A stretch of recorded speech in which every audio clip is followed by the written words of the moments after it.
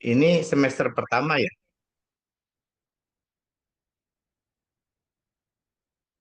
Iya, betul. Bu. Sebelum ini sudah berapa pertemuan?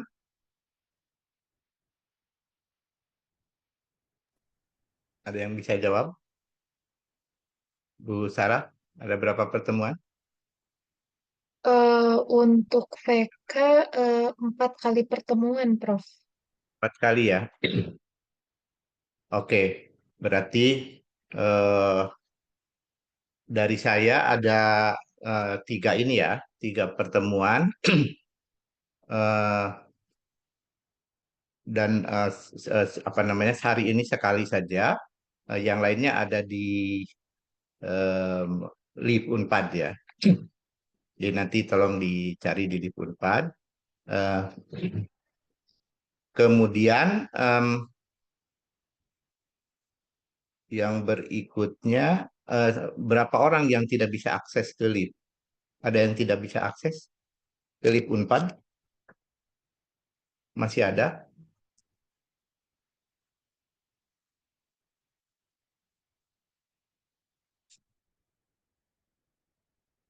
Semua bisa akses ya.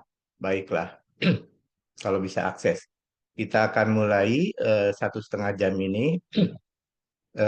Sebetulnya pertemuan dua mata kuliah, tapi kita apa namanya kita coba selesaikan pembicaraannya di ini di satu pertemuan ini ya.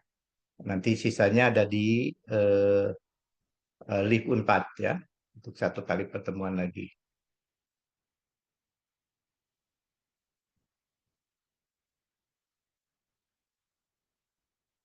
Oke. Nah, jadi ada yang akan kita bicarakan ini sedikit apa namanya mungkin buat kita yang ada di kedokteran kesehatan apa gitu kan ya, tapi filsafat tuh seperti itu ya. eh banyak memang banyak berada di awang-awang, kadang-kadang ada di perut bumi gitu kan ya. Kita akan bicarakan tentang kebenaran ya. Ini permasalahan pokok pada saat ini terkait dengan adanya media sebetulnya. Nah, ini akan saya sampaikan di belakang ya, terkait dengan situasi kontemporer ini. Ntar ada bunyi-bunyi harus saya hilangkan dulu.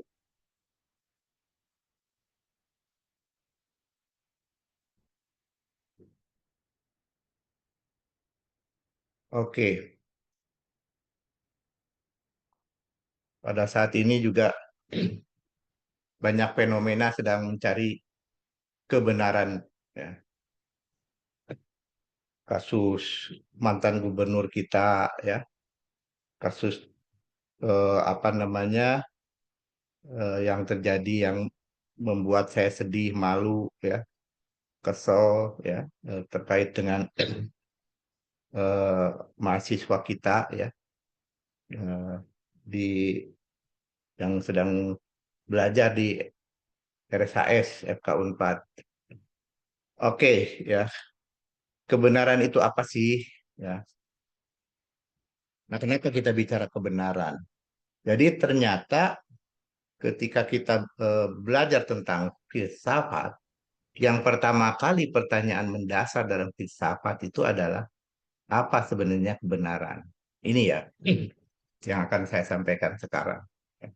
Baru kita bicara tentang cabang-cabang filsafat, ontologi, epistemologi, aksiologi, ya. Dan juga pertanyaan dasar tentang apa makna hidup, ya. Oke, ya, apa sih kebenaran itu? Ya, secara sederhana kan kesesuaian antara pernyataan dan fakta. Em, pernyataannya misalnya eh, nggak enak ya kalau ngomongin orang ya. Pernyataannya misalnya di meja saya ini ada namanya mouse ya. Ada satu mouse. faktanya satu mouse. Itu sesuai antara pernyataan dan fakta. Nah, tapi itu menurut teori korespondensi, ya. Eh, nah, yang kita tahu bahwa dalam ilmu pengetahuan, dulu waktu saya jadi dokter, ya sekarang bukan dokter ya, sekarang peneliti, em, mengobati pasien yang sakit ini, persendian, ya, kita diberikan suatu pernyataan, ya, yang datang dari para ahli farmasi bahwa obat A ini bagus untuk obat persendian. Setelah 20 tahun jadi dokter, baru tahu bahwa obat A yang disampaikan waktu saya jadi dokter itu ternyata tidak efektif, ya. Saya bertanya-tanya kenapa tidak efektif. Karena ternyata dulu penelitiannya itu tidak berada di Indonesia. Obat ini tidak cocok untuk orang Indonesia gitu. Setelah 20 tahun. Jadi kebenaran yang dulu dinyatakan bahwa obat A itu efektif untuk radang sendi, ternyata setelah itu ya sudah berubah karena ada pengetahuan atau penemuan-penemuan baru. Dan kesalahan daripada sains saat itu adalah tidak melakukan atau tidak ada bukti empiris di tempat kita di Indonesia. Karena penelitiannya ada di luar. Dikiranya orang Indonesia sama saja ya 30-40 tahun lalu ya dengan orang di Eropa atau di Amerika. Nah, padahal ternyata perkembangan keilmuan menyatakan banyak sekali hal yang memengaruhi efektivitas dari obat tersebut. Ya, nah eh, di dalam kebenaran ada paham-paham ya, relativisme dan absolutisme. Jadi kalau absolutisme berpendapat bahwa kebenaran itu universal, apapun pandangan individu itu ya tidak berarti kebenaran adalah kebenaran. Tapi kita juga tahu bahwa kebenaran itu dapat bervariasi ya berdasarkan konteks atau perspektifnya ya. Ini kan kalau kita lihat seperti ini pakai perspektif ini gambar ini adalah gambar apa nih? Gambar kodok ya. Nah, kalau kita lihat dari perspektif yang lain ya, ternyata ini bisa saja berubah menjadi gambar kuda. Ya, ini gambar saja. Tergantung dari sudut pandang di mana kita melihatnya. Ya, ini relativisme. Ya, jadi di kebenaran itu ada teori, ya, teorinya. Ada teori korespondensi, teori koherensi, dan teori pragmatik. Ya. Korespondensi mengatakan bahwa pernyataan itu benar jika sesuai dengan keadaan atau fakta di dunia. Bahwa di meja saya ada mouse, satu, ya itu. Kalau koherensi, tidak bisa menerima seperti itu saja, ya. Jadi kalau memang ada saling berhubungan dan konsistensi, misalnya ada di ruangan saya juga yang melihat bahwa di tempat saya di meja saya ini ada mouse, satu mouse berwarna putih. Nah, ini kok harus ada seperti itu ya. Jadi pernyataannya itu baik ya, dilihat dan konsisten karena ada orang yang melihat yang sama. Nah, ada lagi teori ya bahwa kebenaran itu adalah benar kalau dia itu memang berguna atau berhasil di dalam praktiknya. Ya, misalnya obat A tadi, obat A secara saintifik ya, ilmiah bisa mengobati penyakit radang sendi, gitu ya. Kebenaran ilmiah itu menurut teori pragmatik belum tentu benar kalau memang di dalam praktiknya ternyata memang efektif mengobati radang sendi, ya. Nah, apakah teori ini salah? Ya namanya teori kan ya. Jadi untuk yang tadi yang 40 tahun lalu obat A terhadap radang sendi tidak apa namanya, tidak sesuai pada saat itu ketika pasien saya diobati pakai obat A ternyata tidak sembuh. Nah, kita bisa menjelaskan dengan teori pragmatis, ya. Seperti itu, ya.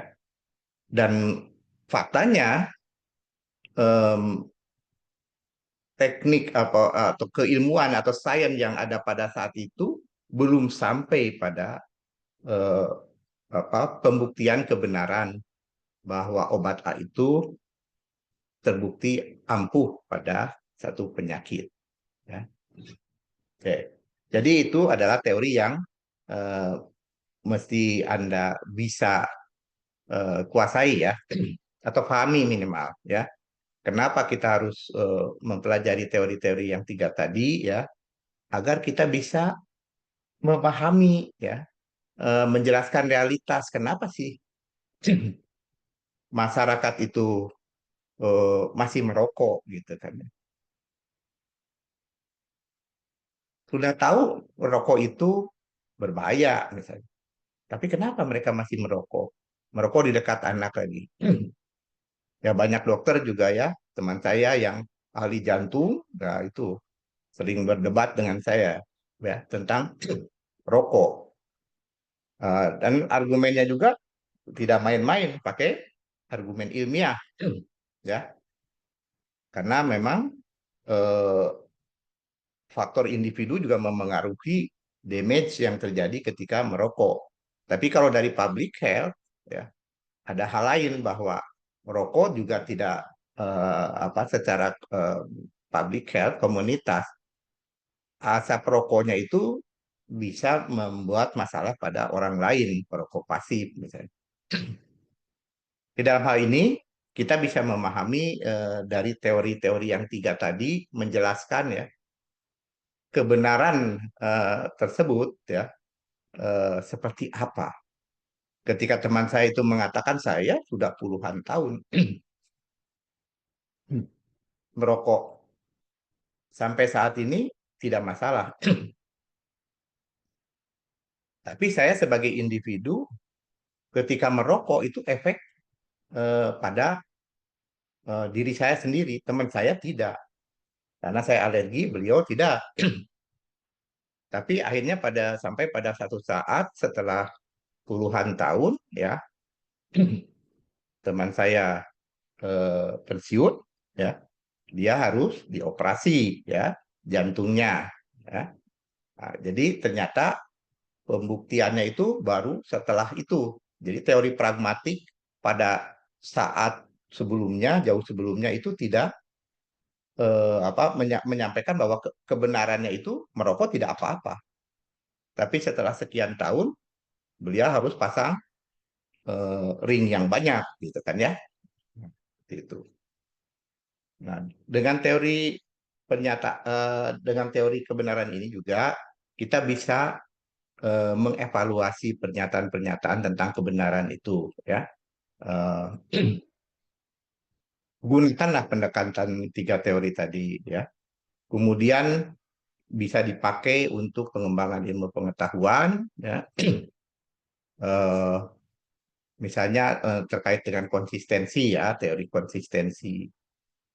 Ketika kita diskusi dan argumentasi, Karena Anda yang sekolah di S1, S2, S3, ketika menyusun skripsi, laporan, eh, kasus, ataupun menyusun artikel, tesis, disertasi, itu semuanya terkait dengan diskusi dan argumentasi. Dari kita menulis awal sampai akhir kesimpulan, ya, itu penuh dengan diskusi dan argumentasi. Ya. Jadi teori kebenaran ini relevan lah ya, untuk kita. Ya. Nah, selain itu teori kebenaran juga kita membantu kita untuk eh,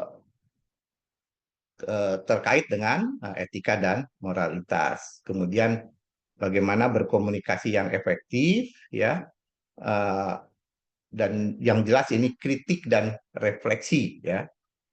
Dengan teori tersebut kita bisa eh, terdorong untuk membuat refleksi, ya, dan critical thinking terhadap satu masalah atau objek yang kita eh, apa namanya bahas tentang kebenarannya dan tentang membangun kepercayaan. Itu apa namanya manfaatnya kalau kita memahami teori itu, ya. Oke, sekarang pencarian kebenaran, ya. Banyak faktor yang mendorong seseorang atau sekelompok orang mencari kebenaran ini, ya. Jadi mereka mencoba mencari tentang apa realitas yang terjadi, ya. Atau ingin memunculkan suatu pengetahuan atau bertanya tentang eksistensi, siapa saya, apa dunia ini, apa bintang yang ada, betulkah langit itu 7 lapis, ya. Kadang-kadang di luar nalar kita sebagai manusia, tapi ya manusia ditakdirkan untuk mencari kebenaran. Ya, oke. Hmm. Kalau kita kehilangan salah satu indera ini, mohon maaf ya, indera penglihatan dari lahir, ya. Indera penglihatan itu diberikan oleh ini secara agama, ya, agama yang saya anut, diberikan kepada manusia atau calon manusia dalam perut ibunya setelah ditiupkan roh. Nah, sebagian apa namanya tidak memiliki indera itu, ya. Eh, Pasti secara religi ada maksud dan tujuannya. Nah, ketika mereka mencari kebenaran karena mereka tidak atau kehilangan atau tidak memiliki indera penglihatan, maka kebenaran itu tadi ya pakai teori itu ya, eh, teori yang pertama, ya, apa yang mereka pandang, apa yang mereka raba gitu ya dengan alat sensori yang lain, sehingga kebenaran itu bisa berbeda-beda, ya.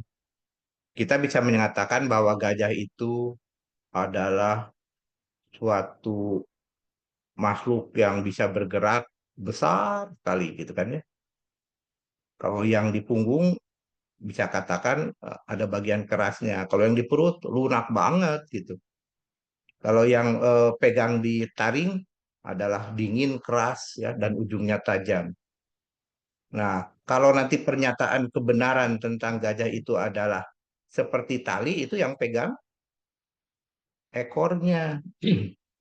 Apakah semua benar? Nah, kalau pakai teori yang pertama, ya bisa jadi kan, ya. Nah, lalu kalau seperti ini bagaimana? Nah, kebenaran itu ternyata bisa dibangun kalau semuanya menyampaikan apa fakta-faktanya sehingga bisa dibangun. Nah, contohnya adalah dalam konteks meta-analisis. Jadi ketika dulu 40 tahun yang lalu saya menjadi dokter mengobati pasien radang sendi dengan obat A, tidak apa namanya tidak mempan, penjelasannya itu setelah berapa puluh tahun kemudian, ya, setelah pengetahuan itu komplit, oh ada variabel-variabel lain ya memengaruhinya. ya.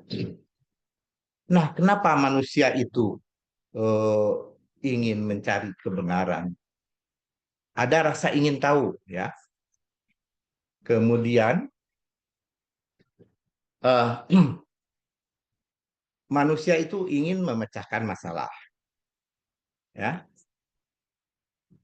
terkait dengan nilai moral dan etika. Tapi juga ada kepentingan pribadi, ya. Ada pengaruh dari sosial dan budaya juga, ya. Ada yang terkait dengan kritik dan skepticism, ya. Ada orang yang memang sengaja mencari makna dan tujuan, ya. Terutama ini yang konteks spiritualism, ya. Dan ini kebanyakan di para peneliti, ya, intelektual, ya, adalah untuk kepuasan intelektual, ya. Itu adalah eh, alasan, ya. Oke, ternyata pencarian kebenaran itu ada siklusnya. Ya. Lalu bagaimana sih kita mencari kebenaran itu? Ya, dari rasa ingin tahu, manusia itu mengumpulkan informasi, kemudian melakukan evaluasi dan analisis. Kemudian mereka menerapkan pengetahuan, membuat refleksi dan merevisi temuan mereka, ya, tentang kebenaran. Lalu interaksi sosial dan budaya, jadi kita ke komunitas, lalu di sana muncullah kepuasan intelektual, ya. Dan ini siklusnya berulang terus, ya. Jadi dalam konteks ilmiah memang kebenaran dicari itu tidak linier. Jadi kalau sudah dapat kebenaran sudah selesai. Ya, itu contohnya obat A yang saya berikan 40 tahun yang lalu, ya, ternyata kebenarannya itu dinamis, ya, dan kita bisa mendapatkan pengetahuan-pengetahuan baru saat ini, ya, dan kita sebagai manusia terus eh, mencari dan mencari, ya, tentang kebenaran itu, ya, sifat dasar manusia rupanya, ya. Oke, lalu secara umum bagaimana proses pencarian kebenaran itu, ya. Nah, ini terkait dengan kegiatan Anda nanti, ya, selama pendidikan S1, S2 maupun S3, terutama untuk risetnya, ya, untuk inquiry. Yang pertama adalah mengidentifikasi pertanyaan atau masalah, ya. Jadi research question itu sangat penting, ya, untuk kita sampai pada hasil dari inquiry yang kita buat. Bagaimana metodologi untuk kita bisa mendapatkan atau mengidentifikasi research question itu? Nah, ini ada ilmunya sendiri, ya. Oke, jadi rasa ingin tahu kita itu mengidentifikasi pertanyaannya. Lalu setelah itu kita mengumpulkan informasinya, menganalisis dan mengevaluasinya, mengembangkan hipotesis atau teorinya, ya. Kemudian menguji dan memverifikasinya. Dari sana tidak cukup, ada refleksi. Nah, ya. Jadi proses pencarian kebenaran ini nanti ini ilmunya filsafat, ya.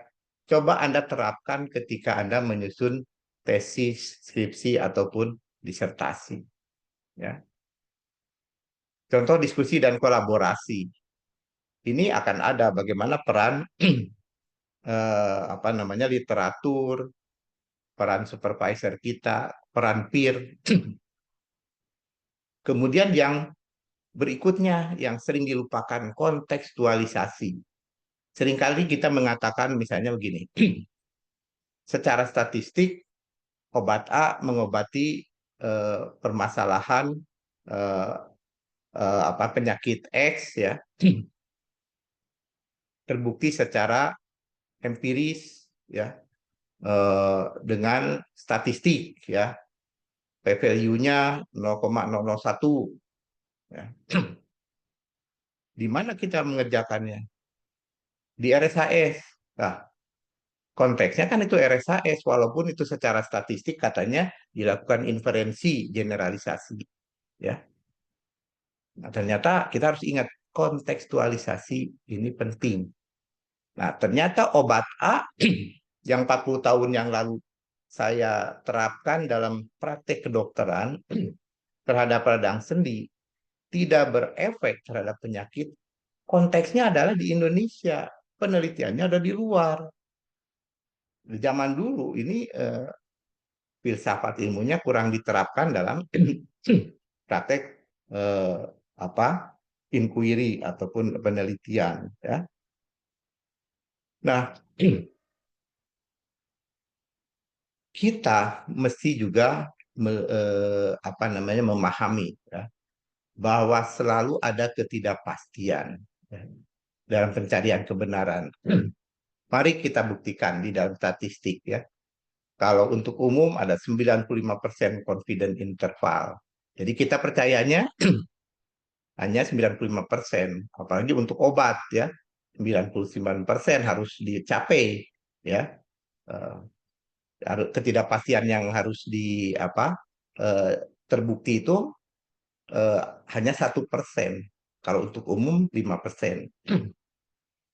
Nah, ini terkait dengan peranan pembuatan artikel, komunikasi kebenaran. Ya. Ini adalah langkah dalam pencarian kebenaran. Kita harus komunikasikan.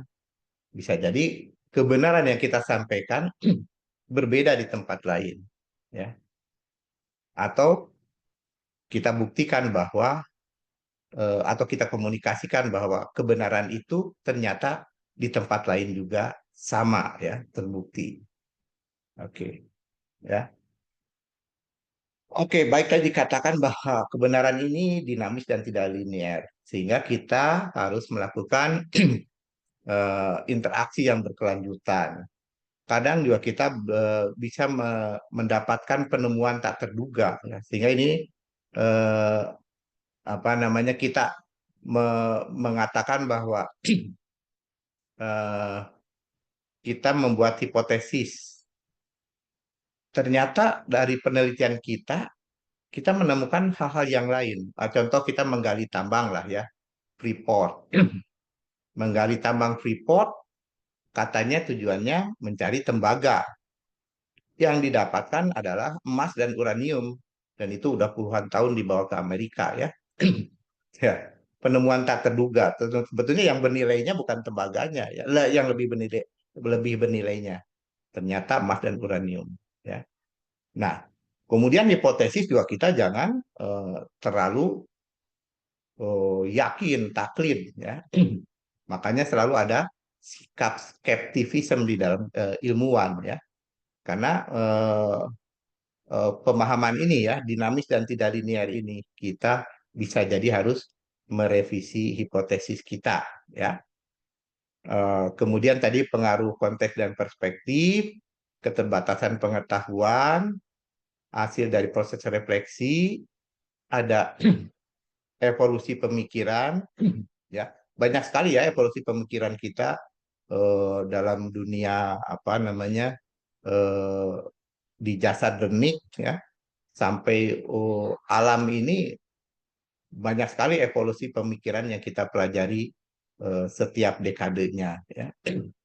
Dan yang berikutnya fleksibilitas dan adaptasi. Saat ini ternyata climate change telah merubah segala-galanya. Ya, baik.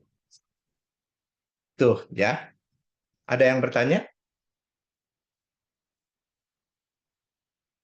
Oke, masih tentang kebenaran. Ini cerita anak saya waktu kecil ya. Dia berdebat dengan temannya anak apa namanya TK, sesama TK.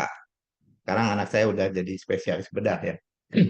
Tapi saya teringat terus ini waktu di TK tentang perdebatan tentang pisang. Ini tentang kebenaran ya. Kata anak saya, ini pisang, katanya. Kata temannya, ini bukan pisang. Karena ada di kampung, waktu itu jadi dokter di kampung, namanya ini cau, katanya. Cau itu bahasa Sunda ya, yang bukan orang Sunda. Kata anak saya, cau itu ya pisang. Nah, kata temannya, kekeh, kalau digoreng, baru namanya pisang. Jadi cau kalau digoreng namanya pisang. Jadi ini konteks sangat memengaruhi tentang kebenaran yang sederhana saja. Tentang nama pisang itu, ya. Padahal barangnya ya sama pisang, tapi orang Jawa mengatakan gedang ya kalau nggak salah ya. Bukan pisang, pisang ya ke ini ya apa namanya ke pengaruh orang Melayu. Nah di tempat lain mungkin pisang namanya berbeda ya, banana bahasa Inggris gitu ya. Padahal bendanya itu juga, faktanya itu. Tapi konteks sangat memengaruhi. Ya. Nah, jadi Anda kalau berada di nanti kita bicara paradigma ya kualitatif akan menarik sekali. Ya. Oke, yang akan saya bicarakan, kenapa kalau di daerah Jawa Barat di kampung, ya kebenaran itu kebenaran pisang itu namanya cau gitu ya. Di Amerika, Inggris, Eropa, bukan Eropa ya, di Inggris ya, banana misalnya. Ya. Nah, kalau dari orang tua kita mengatakan bahwa kebenaran dari benda itu adalah cau, maka kita taunya cau gitu. Kalau kita tarik itu ke zaman sekarang, ya, kalau semua informasi itu mengatakan bahwa benda itu cau, maka kita akan heran ketika mengatakan itu pisang. Orang Inggris bilang, ini apa kok pisang? Ini banana gitu kan. Kenapa kamu mengatakan pisang, yang lain mengatakan cau? Gitu. Nah, ini terjadi dalam konteks filter bubble saat ini. Kebenaran itu bisa disesuaikan. Bagaimana seorang apa namanya Donald Trump ya yang penuh kontroversi bahkan pernah digerebek oleh FBI atau CIA ya setelah dia turun jadi presiden yang pertama bisa jadi presiden lagi. Ya. Media sosial sekarang menjadi yang dinamakan filter bubble. Jadi kebenaran itu bisa diarahkan tadi ya. Kalau Anda ada di Sunda menjadi cau ya. Tapi ketika Anda berada di sekolah semua dirubah tuh ya. Cau itu jadi pisang di sekolah itu karena semua harus berbahasa Indonesia di sekolah. Cucu saya yang orang Sunda mengatakan itu bukan cau lagi. Kebenarannya itu adalah pisang. Itu akibat sekolah. Itu difilter oleh sekolah. Nah, seharusnya kan sekolah mengatakan bahwa ini pisang bahasa Indonesia, dalam bahasa daerahnya cau, tapi dipelihara. Karena pengetahuan ini akan hilang. Cucu saya akan pusing dengan kata cau gitu. Ya. Kemudian eh, secara global disampaikan bahwa ini bahasa Inggrisnya bahasa internasional adalah banana. Ya. Tapi ketika nanti yang menguasai dunia itu China, maka bahasanya akan berbeda lagi, gitu kan ya. Nah, jadi filter bubble ada fenomena yang sangat menarik pada saat ini ya terkait dengan kebenaran dan pencarian kebenaran. Sehingga bagaimana proses pencarian kebenaran itu menjadi sangat penting. Ketika Anda melakukan meta-analisis dan meta-analisis itu Anda dapatkan dari platform-platform tertentu. Misalnya dari 5 platform, padahal ada ratusan platform. Kebenaran itu difilter oleh 5 platform ini. Jadi betul meta analisis yang Anda kerjakan itu kebenaran untuk sesuatu yang Anda cari, ya. Nah, ini nggak ada di buku filsafat ilmu yang lama ya. Ini saya menyampaikan filsafatnya eh, dengan apa namanya keadaan saat ini ya. Tapi inilah filsafat ya. Nah, jadi filter bubble ini bagaimana ya? Dia akan mempersonalisasi kontennya ya. Jadi ini kalau Anda cari di platform-platform tertentu hati-hati ya. Anda bayangkan kenapa kita ribut-ribut tentang predatory jurnal ya. Karena kalau predatory jurnal itu dia tidak kebenaran itu tidak apa namanya? Tidak disaring dengan baik ya. Bisa jadi bukan sesuatu kebenaran, dia masukkan yang akhirnya dianggap sebagai kebenaran karena berada di dalam jurnal ya.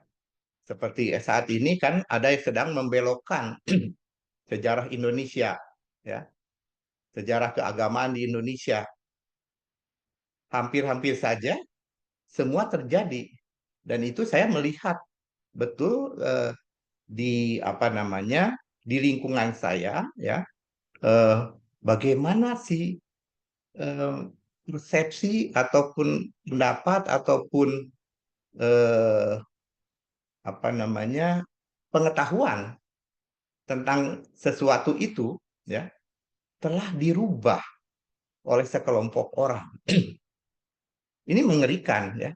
Nah, mereka membuat filter bubble ini ya. Kontennya dipersonalisasi. Mereka mengisolasi dari pandangan berbeda. Yang berbeda, inilah kebenaran itu ya ada yang ini ya.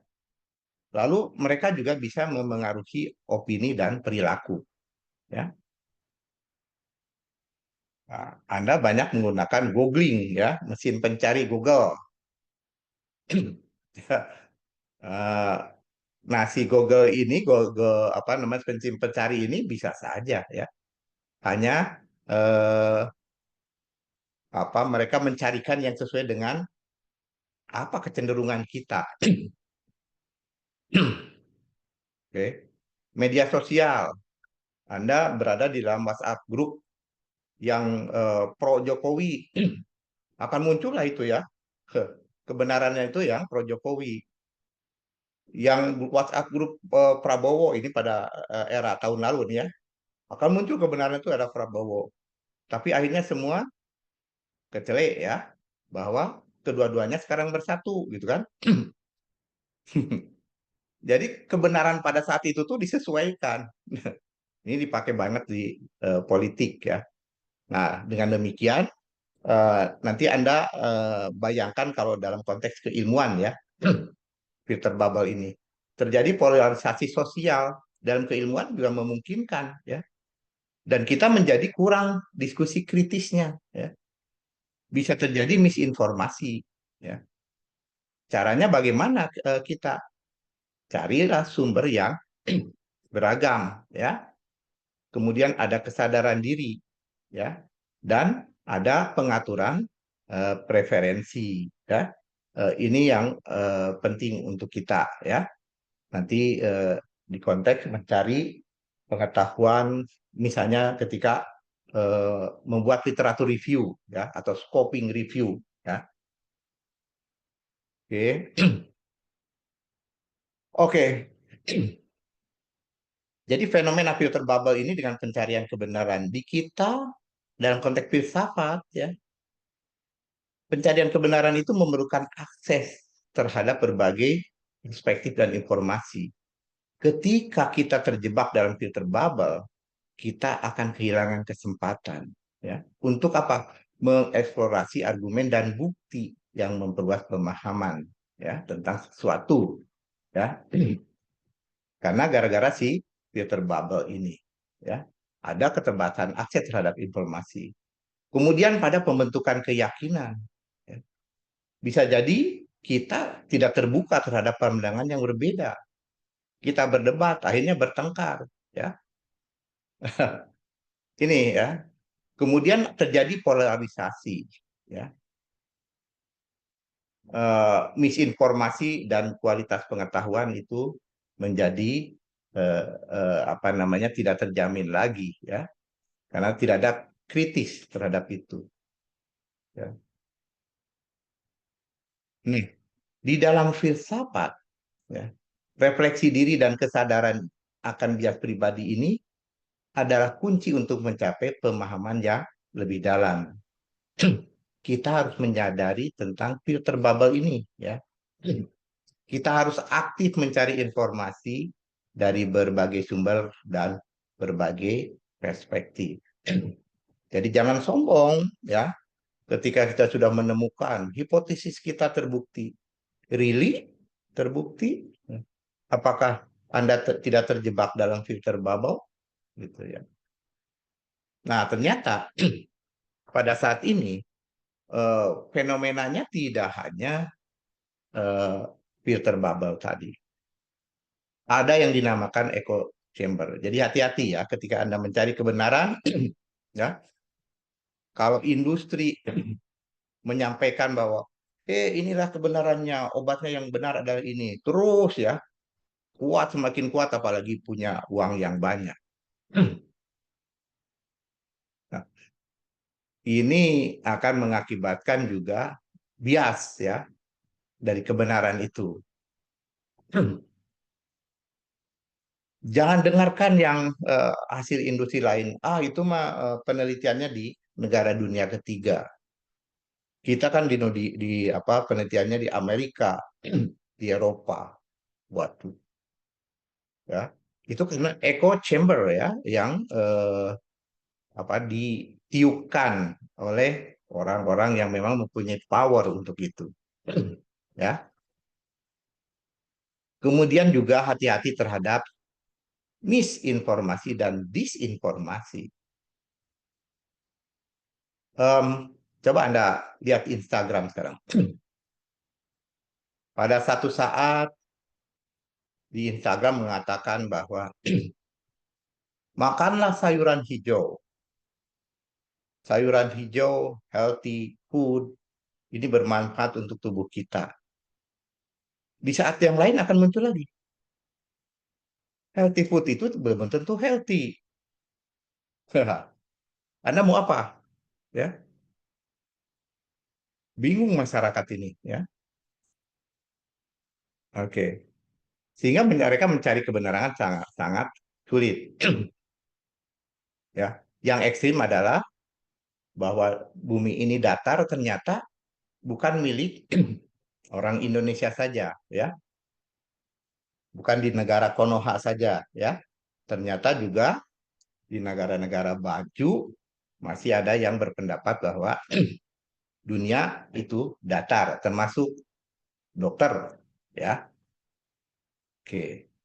Nah, ini lagi yang paling menarik dan berbahaya tentang post-truth, ya. Mereka nggak mau melihat kebenaran yang lain kecuali adalah yang sesuai dengan pandangan dirinya, ya. Jadi walaupun mereka diberikan pernyataan tentang sesuatu yang kita anggap benar, ya, misalnya vaksinasi penting untuk mencegah COVID, tetap saja, ya, apa namanya hal tersebut tidak bisa diterima, ya. Oke, karena apa? Karena emosi dan keyakinan pribadi ini ya lebih berpengaruh ya daripada fakta objektif. Nah, kemudian yang tadi atau kapan ya saya sampaikan ya tentang relativisme ya. Di relativisme oh tadi ya tadi saya sampaikan ya. Tidak ada kebenaran universal yang berlaku untuk semua orang. Kalau kita lihat sekarang fenomena metabolomik misalnya ya, ya memang betul ya bahwa tempe itu bisa bermanfaat belum tentu juga ya karena ternyata satu individu dengan individu yang lain mencerna tempe berbeda-beda. Ya. Nah, ini kita bisa gambarkan dengan relativisme. Skeptis. Nah, kalau skeptis, ini sikap skeptis memang harus diakui di dalam keilmuan agar kita bisa punya ruang untuk mencari kebenaran berikutnya. Ya, jadi kita bisa kritis. Ya, permasalahannya buat orang umum atau di dunia praktis ini menyebabkan ketidakpastian dan kebingungan. Untuk para politisi, bikin pengambil keputusan, ya, ini apa namanya suatu yang tidak bisa diterima, ya. Sehingga kalau kita di dunia akademik itu tetap bersikap skeptik, ketika kita di dunia praktik, kita harus yakin terhadap apa yang akan kita kerjakan, ya. Berikutnya lagi nih, ya, fenomena yang lain, bias kognitif, ya. Ini kesalahan sistematis dalam berpikir, sangat memengaruhi dalam pencarian kebenaran. Bias kognitif ini ketika saya membimbing mahasiswa banyak sekali, ya.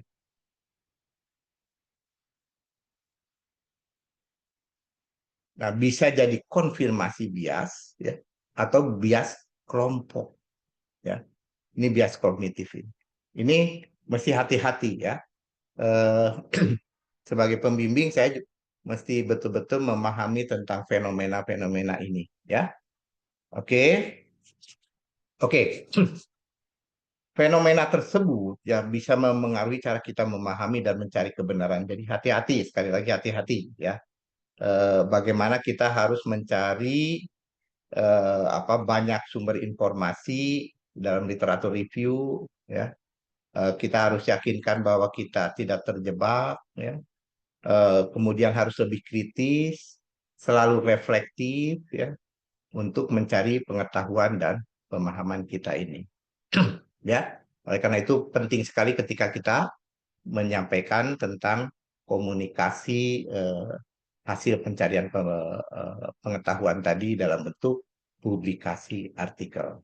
Ya, oke, ada yang bertanya sampai sini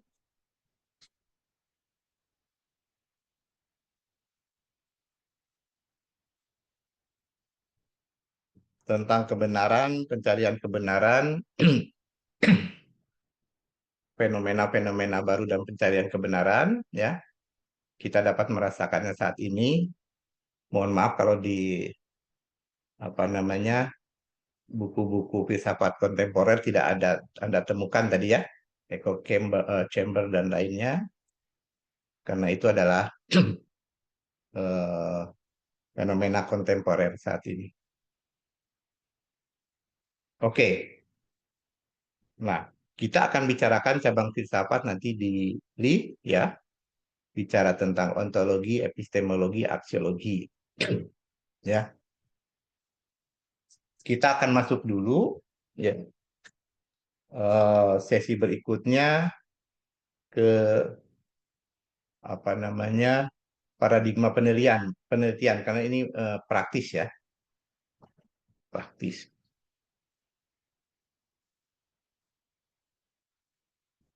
Em, Kita kadang-kadang dengan paradigma konvensional lebih mempercayai angka.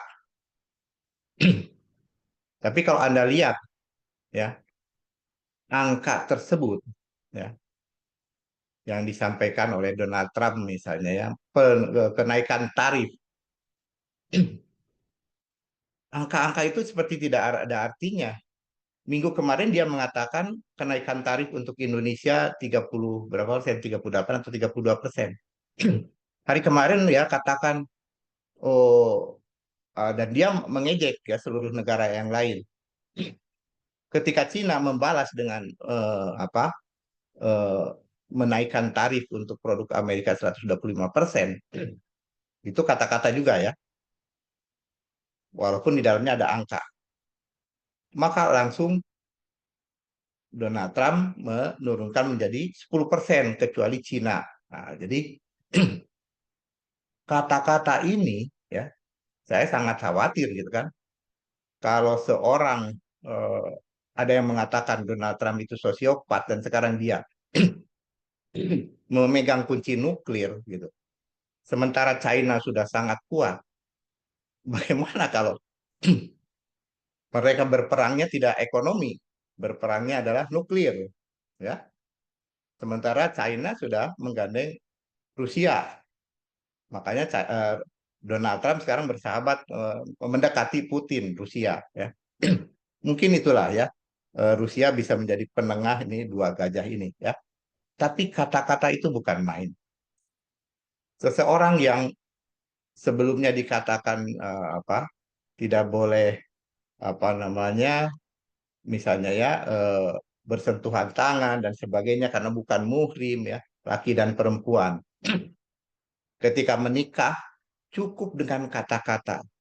Kalau orang Islam, saya nikahkan Anda dengan mas kawin ini, saya terima nikahnya, itu cuma kata-kata. Semua yang dilarang, semua yang haram menjadi boleh. Itu kata-kata. Di Kristen juga demikian kan. Ada bapak pendetanya mengatakan begitu. Lah, semua yang tidak boleh menjadi boleh, ya. Itu. Mohon maaf kalau saya salah ya, karena saya bukan beragama Kristen atau yang Katolik ya. Oke, tapi intinya kata-kata ini dapat menyebabkan permasalahan besar sampai terjadi peperangan.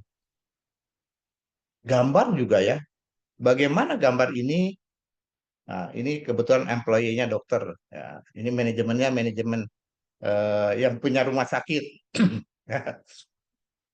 Bagaimana dokter ini ya sudah apa, jadi kurus kering gini, tapi pajaknya juga dipajak untuk ini ya, untuk yang eh, tercatat di rumah sakit gitu. Pajaknya berlipat-lipat. Ya. Kekuatan gambar juga bukan main. Gambar juga bisa menyebabkan pertengkaran. Ya. Foto, foto tentang bagaimana keluarga yang ingin hidup bersih, gosok gigi, mandi, mencuci baju. Permasalahannya lingkungannya yang buruk, fasilitas tidak ada. Sehingga yang ada di helikopter di sana tuh, yang sedang nongkrong di kanan atas, di sisinya ada yang mandi, cuci baju dan gosok gigi. Di kiri atasnya sampah, tumpukan sampah, dan airnya coklat seperti ini. Ya, ini kalau digambarkan dalam bentuk kalimat bisa ratusan halaman. Ya, ini fakta fenomena satu foto, tapi kata-kata ini sangat kuat. Ya, ini juga gambar foto. Ya, yang memfotonya ini mendapatkan Pulitzer sebagai wartawan. Dia harus netral. Netral juga termasuk dalam hal ini tidak menolong anak ini, ya, sehingga dia akhirnya bunuh diri karena tidak tahan dengan dia dapat 1 juta dolar ya. Tidak tahan dengan bahwa faktanya dia membiarkan seorang anak akhirnya dimakan oleh burung bangkai, ya, gitu. Ini tentang video tsunami ya, berapa puluh belas tahun lalu ya, yang apa namanya juga bisa eh, kalau dibuat kata-kata, dibuat perhitungan dalam bentuk statistik kan panjang juga ya. Jadi semua kata, kalimat, ya mereka setara dengan angka. Ya. Kenapa kita terlalu mengagung-agungkan angka? Pada faktanya, ya, kata-kata, gambar, kalimat, ya, itu bisa membuat perbedaan. Ini karena ada yang namanya paradigma. Ya. Paradigma ini sebetulnya suatu cara kita membantu memahami fenomena. Tidak bisa hanya dengan angka saja, dengan statistik saja. Paradigma juga dia asumsi tentang dunia sosial, ya. Bagaimana ilmu harus dijalankan, ada teori dan metodenya, dan sebenarnya dia adalah cara pandang seseorang terhadap dunia, ya, dan bisa menggambarkan bahwa eh, kenyataan kebenaran tadi tergantung pada konstruksi sosial, ya. Oke, Anda lihat ini gambar bergerak, ya. Kelihatan nggak gambar bergerak? Siapa yang mengatakan ini gambar bergerak ke kanan? Sorry, gambarnya masih ada?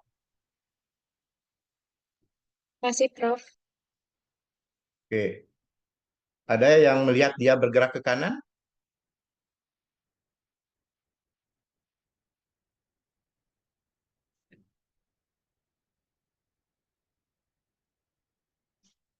Ada yang melihat dia ke kiri?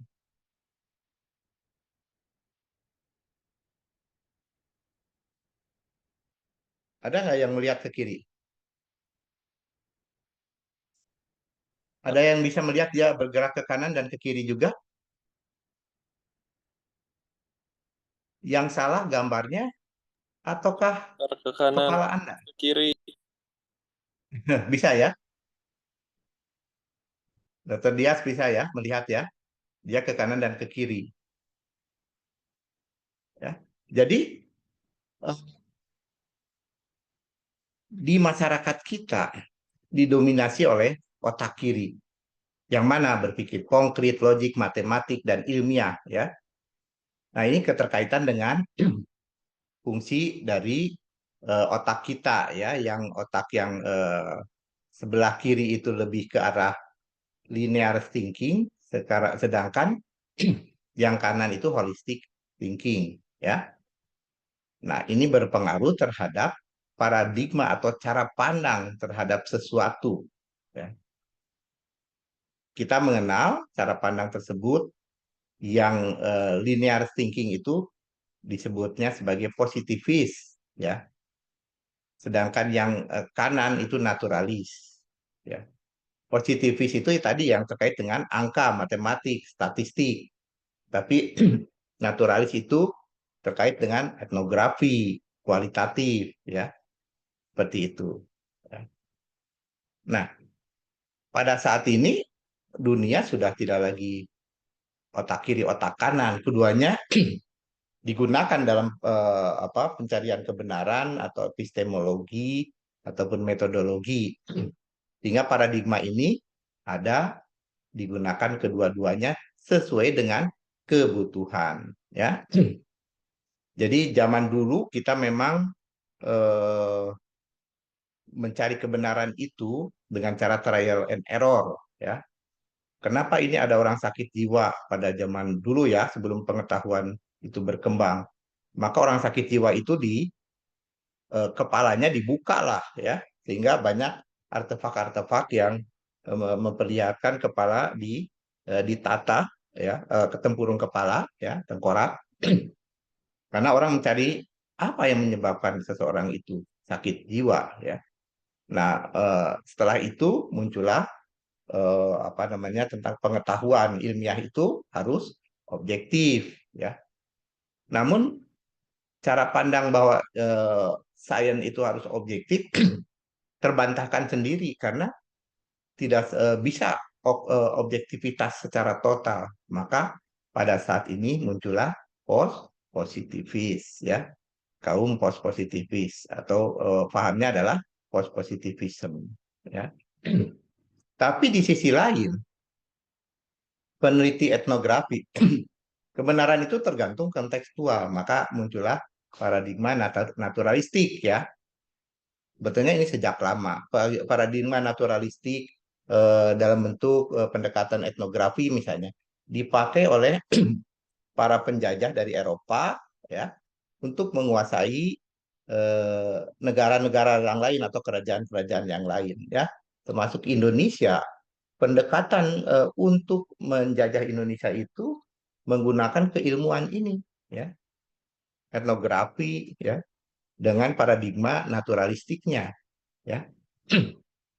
Nah, kemudian paradigma ini berkembang menjadi interpretivism dan kemudian ini interpretivism terkait dengan bahwa sesuatu itu diinterpretasikan juga oleh apa namanya eh, peneliti. Pada positivis antara peneliti dengan yang diteliti itu harus terpisah, objektif. Tapi pada paradigma penelitian naturalis dan turunannya tidak mungkin memisahkan antara peneliti dengan yang ditelitinya. Ya, muncullah interpretivism, konstruktivism, ya, sampai akhirnya ada feminisme, misalnya ya.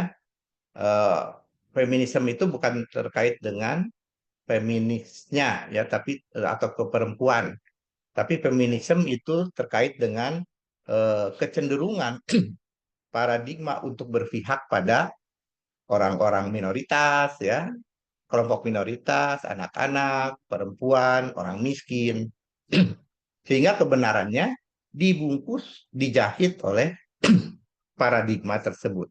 Harus membela ya itu, ya, seperti itu, ya. Jadi kita misalnya lihat, misalnya ketika kita meneliti tentang LGBTQ, paradigma Anda apa? Ketika Anda menggunakan paradigma feminisme, pastinya bisa ada perbedaan dalam interpretasi kebenaran, gitu kan? Beda dengan yang post positivis atau yang konstruktivis, ya. Oke. Jadi pada paradigma naturalis, yang namanya realitas itu bersifat jamak, ya, tidak bisa menghindari subjektivitas dan secara mentali dikonstruksikan oleh orang tersebut, ya. Ya. Antara peneliti dengan yang diteliti tidak bisa dipisahkan, ya. Tentu saja jadi subjektivitas dan nilai dari seseorang itu tidak bisa dihindarkan. Pada proses pencariannya, naturalis itu beda dengan positivis. Positivis statistik cari generalisasi inferensi. Tapi naturalis itu atau konstruktivis dia akan mencari pola, ya. Penekanannya adalah pada keseluruhan sistem, ya. Dan ingat ya, di dalam penelitian kualitatif dengan paradigma eh, naturalis, interpretivis, konstruktivis, desain itu fleksibel. Jadi kalau Anda mereview penelitian kualitatif atau kualitatif pada mixed method, di sana desainnya itu bisa fleksibel, tidak boleh disalahkan. Dan subjektivitas tidak bisa dihindari, ya. Analisisnya pun kualitatif, terikat pada konteks, ya. Bahwa peneliti adalah bagian dari sana, peneliti adalah instrumen penelitian, karena dia sendiri yang menginterpretasikan, ya. Loh kok bisa gitu? Ya begitulah namanya paradigma cara pandang, seperti kita memandang antara kodok dan kuda tadi pada gambar tadi, ya, tergantung dari sisi mana, ya. Jadi di kualitatif itu bukan pada end product, ya, eh, tapi pada prosesnya juga, ya. Oke. Ini dilewat, ya. Nah, kenapa orang bisa berbeda-beda? Ya dari sisi gender aja, ya. Perempuan itu walaupun apa namanya langsing merasa tetap aja dia itu di cermin itu, kenapa saya kok gemuk gitu? Laki-laki walaupun kurus masih merasa six pack gitu kan, ya. Nah, ini fenomena-fenomena yang di gender saja sudah terlihat bagaimana paradigma, bagaimana cara pandang terhadap sesuatu terhadap dunia itu berbeda, di gender saja sudah berbeda, ya. Nah, jadi pada akhirnya kita bisa punya kelompok-kelompok paradigma seperti ini, ya. eh, di apa sisi kiri positivis dengan positivism ya, di sisi kanan ada naturalis dengan sampai kepada feminis pragmatis ya, ada juga yang menggunakan keduanya ya. Nah, kita katakan bahwa yang objektif itu perspektif etik, kalau yang subjektif itu perspektif emik, perspektif dari respondennya. Ketika kita menggunakan mixed method, maka kita punya perspektif etik dan emik tersebut. Ya. Nah, oke. Okay. Namun saudara sekalian, ya, pada dasarnya pada proses pencarian kita, proses inquiry kita, proses mencari kebenaran yang kita lakukan, ya. Pada dasarnya kita mencoba memahami, memaknai dan menginterpretasikan dunia ini, ya. Jadi kita di dalam penelitian mulai dari apa tadi yang saya sampaikan pada sesi pertama adalah mulai dengan pertanyaan atau problem ya. Nah, secara praktisnya di dalam proposal Anda kan apa masalah penelitian, apa pertanyaan, apa tujuan. Nah, ketika Anda menggunakan paradigma positivis, Anda akan menyampaikan hipotesis. Ketika Anda ada di paradigma konstruktivis akan menyampaikan proposisi teoretik ya, hipotesis atau proposisi ini jika ada ya. Jangan lupa Anda harus menyampaikan paradigmanya sehingga ketika proses memahami, memaknai dan menginterpretasikan, ketika Anda mengkomunikasikan dalam bentuk artikel, orang yang membaca tidak bias, orang yang membaca bisa paham juga. Oh, Anda itu menggunakan cara pandangnya yang berbeda ya. Yang besar tadi positivis atau apa namanya naturalis dan turunannya, ataupun di dalam satu itu ya, naturalis itu yang mana ya, interpretivis, konstruktivis atau pragmatis atau feminis ya. Ini ya. Oke. Yang penting adalah ya, apa paradigma yang Anda gunakan sesuai dengan masalah dan pertanyaan yang Anda pilih. Riset problem itu pilihan opsional dari fenomena atau event yang Anda sampaikan di pendahuluan. Ya. Dari satu problem ini bisa muncul puluhan pertanyaan penelitian. Anda pilih, itu opsional. Ya.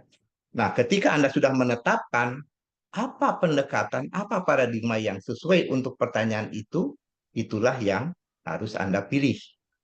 Oke, ya.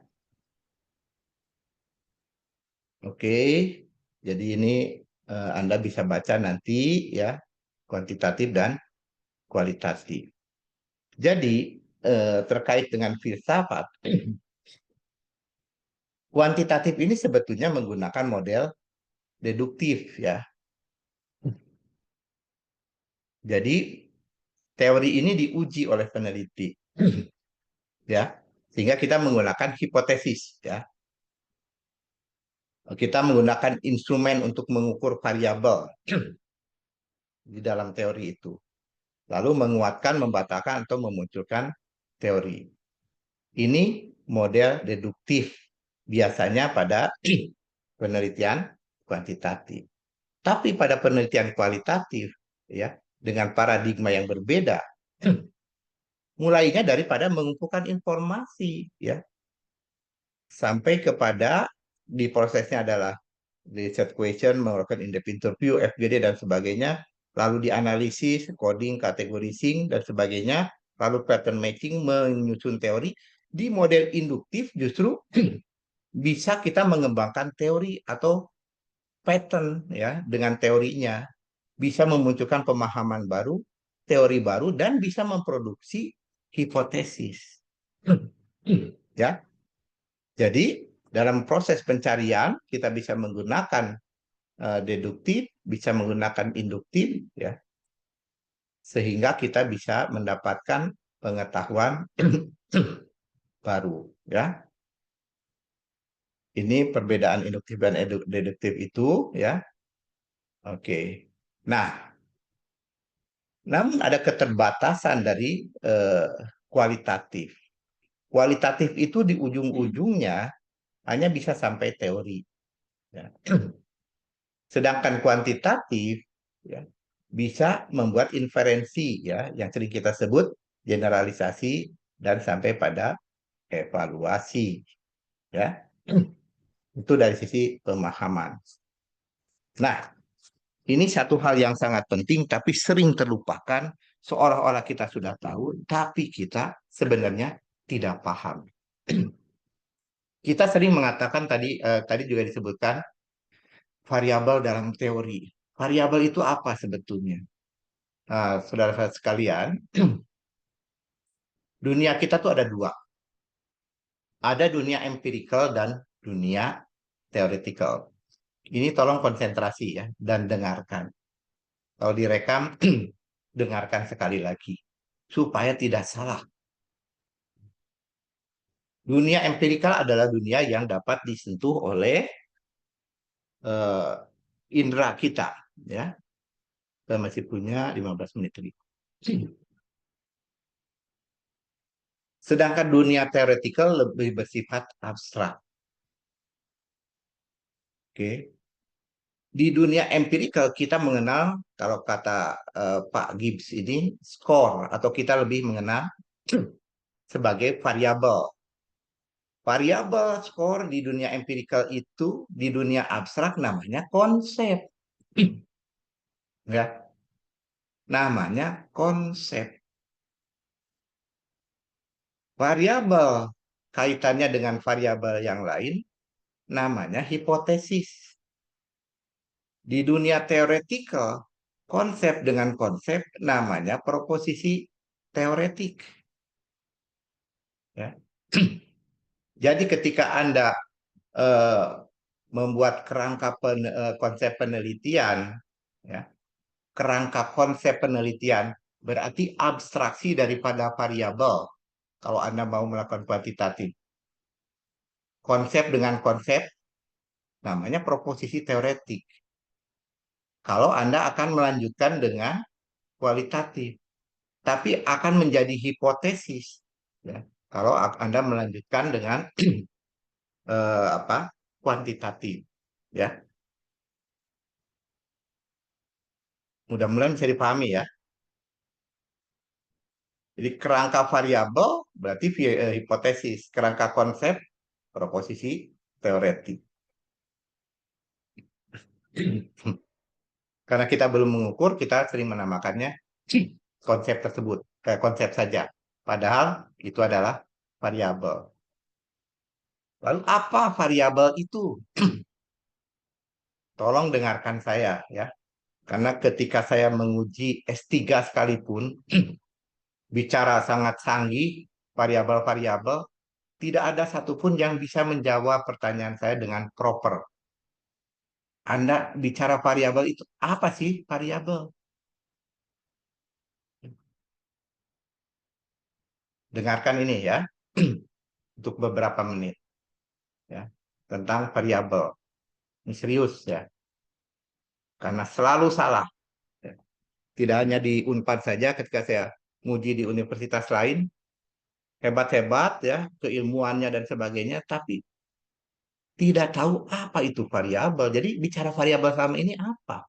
Sehingga ketika ada penelitian kualitatif langsung ditolak, ya, termasuk reviewernya, ya, pengujinya, karena tidak paham tentang ini. Please pahami tentang dunia empirik, dunia teoretik, ya, namanya variabel, namanya konsep, dan ada namanya konstruk. Ya, oh, kok jadi hilang, ya? Ada yang hilang nih, sorry.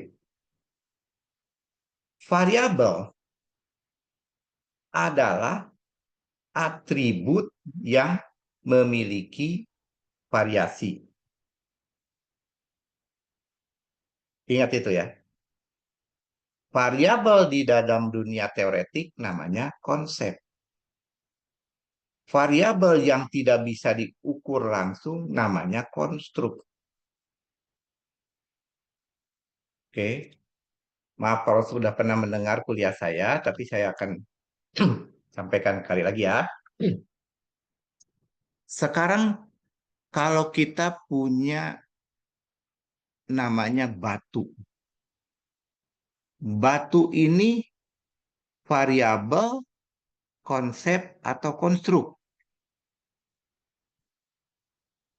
Ada udah pernah mendengar?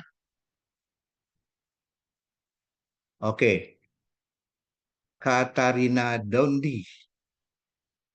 Katarina bisa mendengar saya?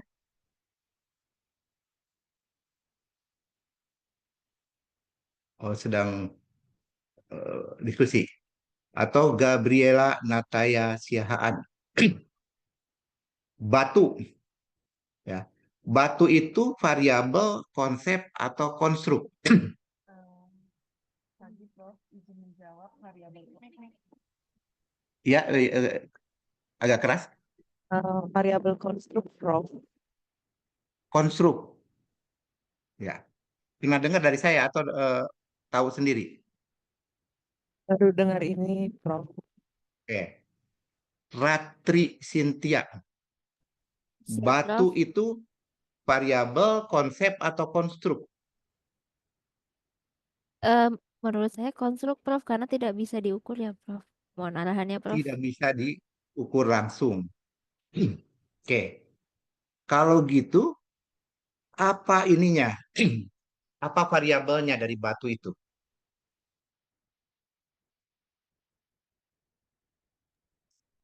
Oh, Bulan pingkan, bulan, setuju ya? Batu itu konstruk. Setuju Prof. Jadi apa apa variabel daripada batu?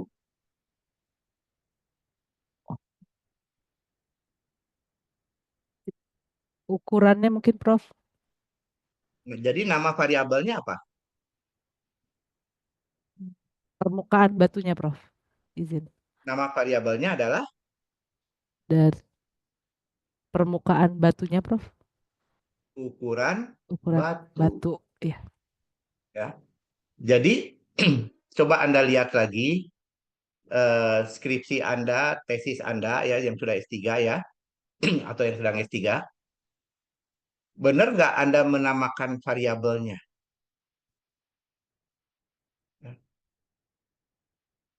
Ini Tiara, ini S1, S2, S3.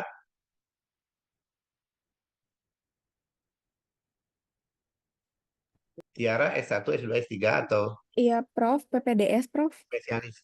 Super Betul. spesialis, subspesialis, PPDS 1, spesialis. PD1. Iya. Oke, oke. Waktu dulu skripsi atau pernah tesis, Skripsi. variabelnya apa? Variabel penelitiannya? Lupa lagi. Kalau Kalau kalau nggak salah dulu tuh tentang ini, Prof, tentang kanker serviks. Ya, itu mah temanya ya. Deskriptif tentang Ya, apa variabelnya? punten, Prof, lupa. Lupa. Retno Pratiwi. Retno Pratiwi ada nih. Hanya kelihatan ujung kepalanya aja.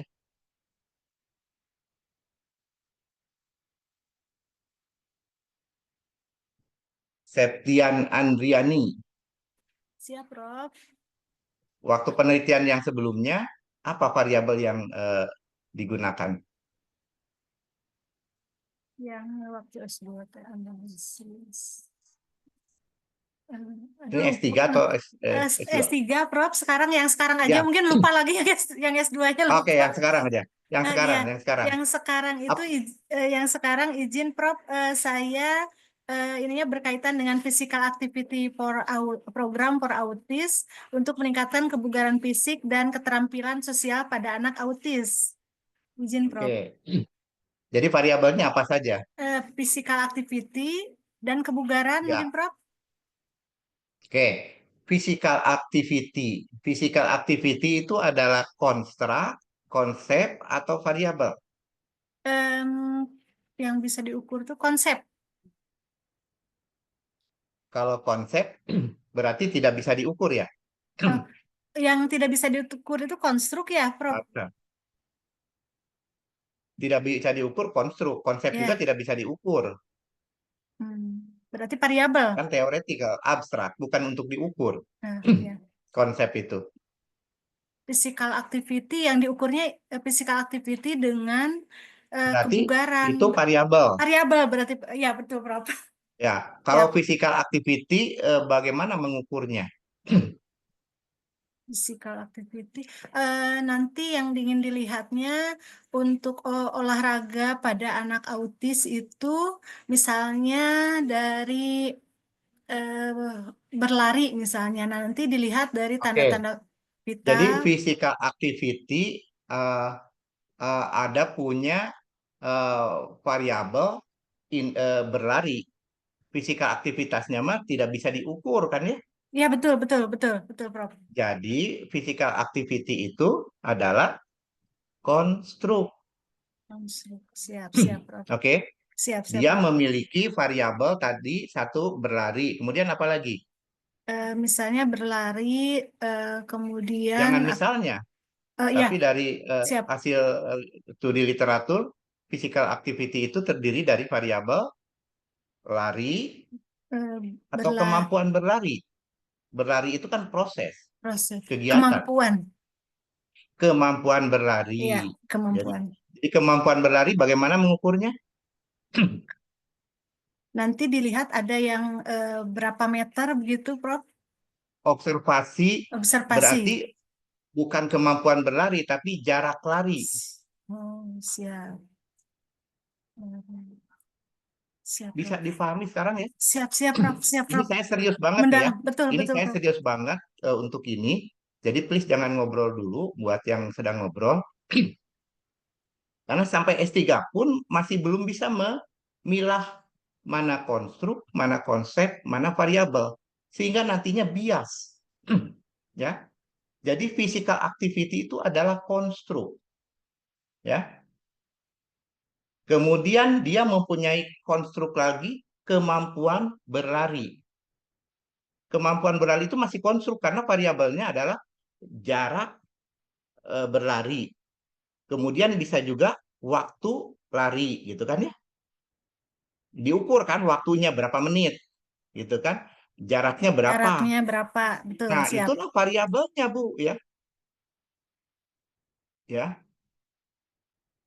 Septian Andriani ya. Siap, Prof. Siap, Prof. Jadi sudah bisa terang nih membuat proposalnya, Ya, kerangka konsepnya. ya. Kemarin bingung, sempat bingung juga ini saya gimana caranya. Alhamdulillah, Prof. Ini penjelasan dari Prof sangat membantu sekali, Prof.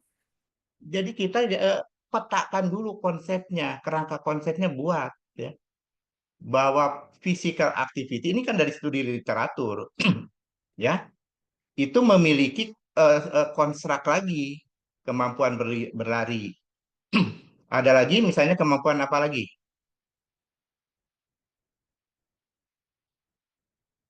Physical activity itu.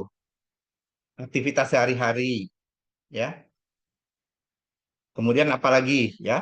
Nah, nanti ada variabel-variabelnya. Jadi mesti memahami itu ya. Mana variabel, mana konstruk dan polanya itu seperti apa. Jadi ketika apa namanya kita penelitiannya paradigma positivis, kuantitatif, maka akan muncul kerangka konsep physical activity yang diukur atau yang memiliki berapa konstruk subkonstruknya. Nah, subkonstruk kemampuan berlari itu terdiri dari panjang panjang apa namanya jangkauan berlari. Yang keduanya waktu berlari. Ingat definisi variabel, atribut yang memiliki variasi. Jadi bukan physical activity, tapi jangkauan lari atau jarak berlari atau jarak lari, ya, yang diukur dengan ukurannya meter, gitu. Meter bisa jadi nanti ada meter per menit atau meter per jam atau kilometer per jam.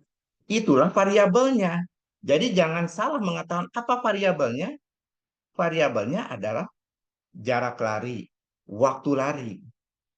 Nanti kita membuat definisi operasional. Tapi ini kita bisa membuatnya menjadi suatu teoretikal, penelitian kualitatif. Ya, polanya sama. Physical activity, ada kemampuan berlari, ada konsep jarak lari, waktu lari. Kita bisa melakukan in-depth interview, misalnya, ya, epistemologinya. Kalau anak ini kita tanya ke orang tuanya, ya, bisa berlari cukup jauh, oh dia larinya jauh, gitu kan? Itu tidak diukur, tapi dalam bentuk kata-kata. Oke, jadi dia konsep. Kemudian ada waktu lari. Kalau dia berlari itu lama nggak sih? Oh, dia lama kalau lari. Nggak ada capeknya tuh anak. Nah, itu di dalam penelitian kualitatif. Ya. Jadi di dalam penelitian kuantitatifnya Anda mengukur, namanya variabel.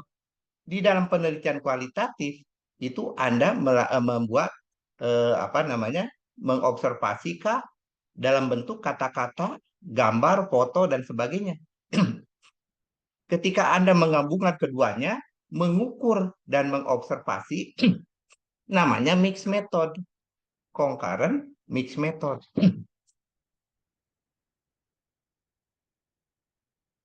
Izin bertanya, Bisa Prof. dipahami ya? Siap. Ya. Iya, izin bertanya. Kebetulan yang desain penelitian saya rencananya mixed method seperti tadi.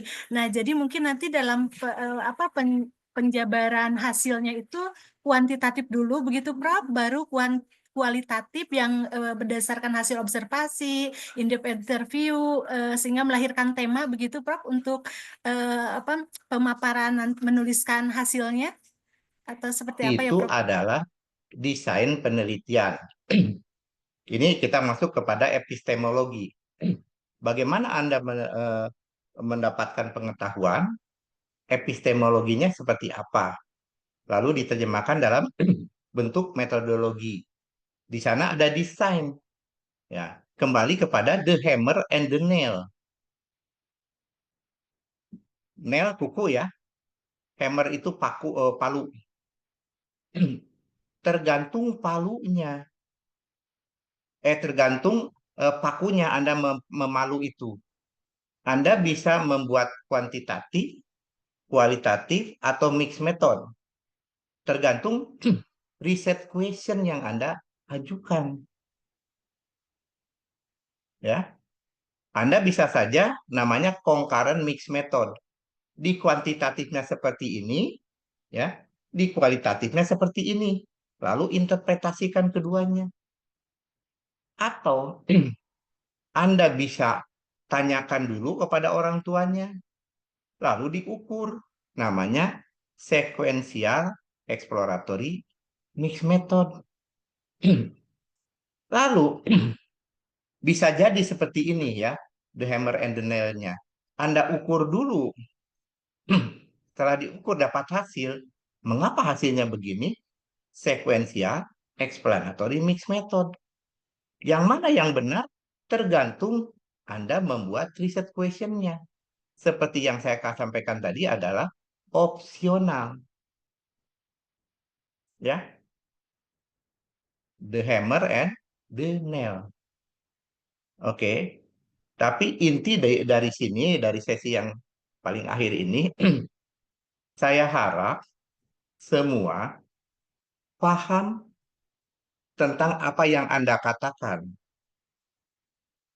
Ya. Ini mohon maaf ya tadi ya Bu Septian ya. Kan ketika saya tanya semuanya juga bingung kan? Ya. Judul penelitian saya ini. Padahal saya bertanyanya sederhana. Apa variabel dalam penelitian Anda? Tidak ada satupun yang, ini pengalaman saya hampir setiap saya mengajar ini, tidak ada satupun yang paham apa itu variabel, apa itu konsep, apa itu konstruk. Padahal nanti Anda pakai misalnya SEM ya. SEM, kuantitatif, murni, SEM. Pakai PLS. Tapi saya tanya tidak paham. Kenapa itu ada konstruk, kenapa ada variabelnya? Bagaimana Anda bisa membuat SEM itu? Model SEM-nya kuantitatif ya. Kenapa itu terjadi? Karena dasar Anda di sini kurang. Mungkin Anda waktu saya bicara ini ya sedang ngobrol, ya, atau sedang mengerjakan hal yang lain, ya. Tapi ini adalah inti dari apa yang sebetulnya, ya, dari epistemologi, ya, yang mesti Anda pahami secara operasional. Oke, ada yang mau bertanya di sini? Terima kasih, Prof. Kadang-kadang saya tuh putus asa nih ya. Kenapa? Karena ketika saya nguji di ini juga ya di residen-residen. Saya sering nguji di residen ya. Juga punya bimbingan di residen. Ini nggak paham juga. Nggak paham juga apa yang dia kerjakan gitu. Ini Anda tuh mau mengukur apa? Kenapa mengukur itu? Ya. Jadi jangan sampai salah. Anda katakan Anda mengukur apa namanya variabel Anda adalah batu. Padahal bukan batu, tapi ukuran batu. Variabel Anda adalah physical activity, padahal variabelnya adalah jarak lari, ya, apa namanya waktu berlari. Eh, eh, mungkin ada variabel lain yang khas, gitu kan ya. Seperti apa? Step itu ya, naik turun tangga, ya.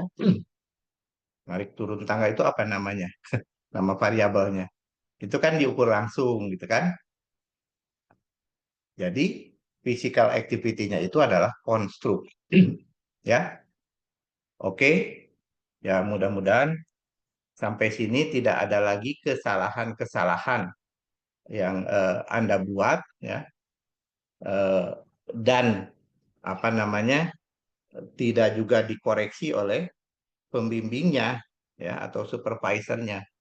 Karena semua tidak paham tentang apa ini teori Gibbs ini ya, model teori Gibbs ini. Ya. Oke, masih ada pertanyaan? Kalau tidak ada pertanyaan, ini udah 11.36, kita cukupkan sampai di sini, ya.